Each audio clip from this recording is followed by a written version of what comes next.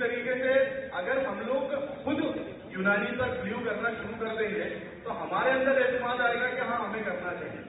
सबसे पहले obstetric patient जो हमारी होती हैं उनमें बहुत जिसमें अगर हम एलोपैथी में देखें तो सिर्फ एक आयरन और एक कैल्शियम दिया जाता है या मोस्ट ऑफ दी मल्टीविटामिन दिया जाता है। लेकिन जब हम यूनानी मेडिसिन की बात करते हैं तो हमें प्योर फॉर्म मिलता है, सबसे स्पेशली इससे कोई साइड इफेक्ट्स नहीं होते हैं और इसमें पूरी बॉडी हीलिंग होती है।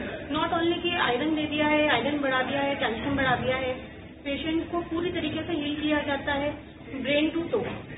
इसके लिए एलोपैथी में बहुत लिमिटेशन है कि माइग्रेन है तो उसको सिर्फ उतनी देर के लिए दवाइयां दी जाएंगी, जब सबसाइड हो जाएगा फिर दवाइयां, मतलब उसको जीवन भर दवाइयां खानी है। वहीं हमारे यहाँ ये है कि उसको एक मुस्तकिल कोर्स देके, रेगुलर कोर्स देके उसको उस दर्द से, माइग्रेन से, शकीका जिसे बोलते हैं, उससे छुटकारा पाया जा सकता है। तो बहुत सी चीजें ऐसी हैं कि हम क्रोनिक के साथ साथ जो एक्यूट कंडीशन ऐसी आती हैं जो फैटाल होती हैं, जो आदमी को बिल्कुल आखिरी तक लेगा खत्म कर देती है, उससे बचाने के लिए हम यूनानी का यूज करके पेशेंट्स को बचाते हैं। ज्यादा करके जो मस्कुलर स्केलेटल डिसऑर्डर उसमें हम ड्राई कपिंग यूज करते हैं। हम पहले पेशेंट को मसाज के लिए बुलाते हैं, मसाज करने से उसका जो पूरा स्टिफनेस है, मसल स्टिफनेस है, वो चला जाता है और फिर उसके बाद हम ड्राई मूविंग कपिंग करते हैं। तो ड्राई मूविंग कपिंग करने से वहाँ का ब्लड सर्कुलेशन इम्प्रूव होता है, लिम्फेटिक ड्रेनेज होता है और जो है स्टिफनेस जो मसल स्टिफनेस है वो रिलीव होता है। और ऐसा बिल्कुल भी नहीं है कि ये लॉन्ग लास्टिंग ट्रीटमेंट रहता है तो लंबा टाइम रहता है।